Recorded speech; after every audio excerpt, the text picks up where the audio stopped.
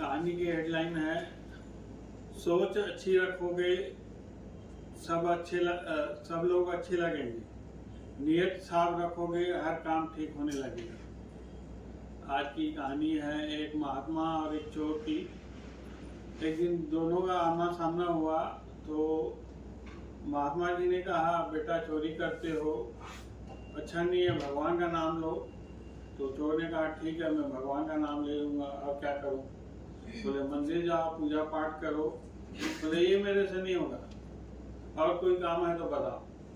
बोले, ठीक है, तुम एक काम और करो, कोई भी पराई स्त्री तुम्हें दिखे उसे माँ या बहन के रूप में देखना। बोले, हाँ, ये कर सकता हूँ मैं, ये हो जाएगा। कोई भी स्त्री दिखेगी उसे माँ या बहन के रूप में देखूंगा। और महात्मा जी चले गए, चोर भी चले गया। उसी राज्य में एक राजा रहता था जिसकी औलाद नहीं थी, निसंतान था। उन्होंने अपनी रानी को 12 साल से दूसरी जगह दूसरे मकान में शिफ्ट कर दिया था और चारों तरफ पहरेदार लगा दिए थे, सैनिक अनड्रेस में सैनिक लगा दिए थे, पहरेदार लगा दिए थे कि कोई भी आए मुझे खबर करना। और संजोग से चोर एक दिन उसी घर में चोरी करने गया। उसके पता नहीं था कि ये रानी का मकान है। चोर अंदर घुसा, चोरी करने लगा और सिपाहियों ने जैसे ही देखा वो तुरंत राजा को खबर की। राजा आया और खिड़की से झांकने लगा और देखने लगा क्या बातचीत हो रही है। और उधर चोर जैसे चोरी कर रहा था, रानी उस रूम में आई, चोर को देखी, बोले, अच्छा चोरी करने आया हो?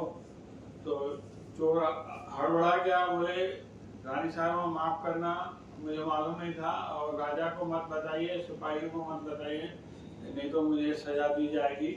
तो रानी ने कहा, ठीक है। बोले, किस में आए हो तुम? बोले, मैं ऊँट में आया हूँ। तो ठीक है, बोले, मैं तुम्हारे ऊँट को तुमको सोने चांदी से लाद दूंगी, मेरी एक इच्छा पूरी करोगे? तो चोर जो था 2 कदम पीछे हो गया। बोले, माफ करना माँ, आप मेरी माँ समान हो, बेटे के लिए कोई काम है तो मुझे बताइए। और रानी उससे इम्प्रेस हुई, खुश हुई ज़्यादा। और राजा ने भी ये बात सुनी और सिपाहियों से कहा, इसको पकड़ के ले आओ राजमहल में। राजमहल में ले गए। राजा सोचने लगा, चोर और इतना ईमानदार। उससे कहा, मांगो, तुम क्या मांगते हो, क्या चाहिए तुम्हें? तो चोर ने कहा, अगर देना ही है तो मेरी एक बात मानो। बोले, ठीक है, बताओ क्या बात है?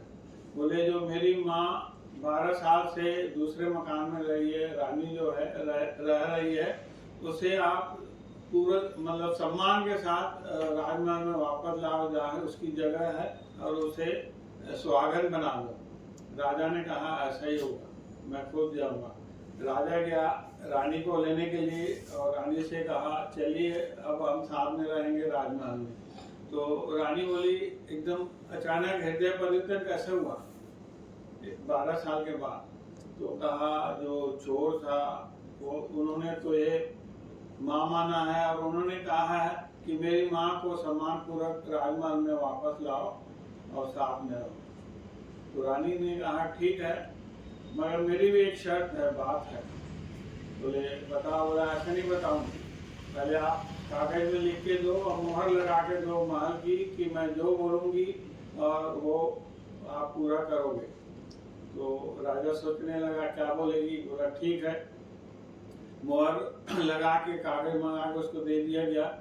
तो रानी ने कहा, अभी अभी जो मेरा बेटा बना है, हम निसंतान, हमारे संतान नहीं है, मैं चाहती हूँ कि उसे अपना बेटा माने और इस राज्य का, इस महल का युवराज माने और अगला राज्य का उत्तराधिकारी माने।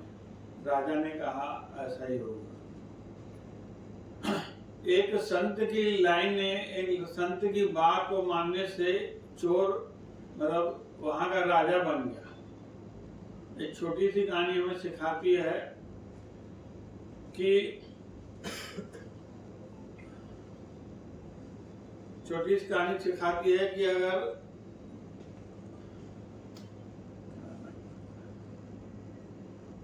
सोच अगर अच्छी रखेंगे तो लोग हमें अच्छे लगने लगेंगे। अगर हम नीयत साफ रखेंगे तो हर काम हमारा ठीक होने लगेगा, क्योंकि विचार ही कर्म है और विचारों का शुद्धिकरण करना जरूरी है। जिस दिन आपने विचारों का शुद्धिकरण कर दिया उस दिन आपके विचार कर्म में बदल जाएंगे। धन्यवाद।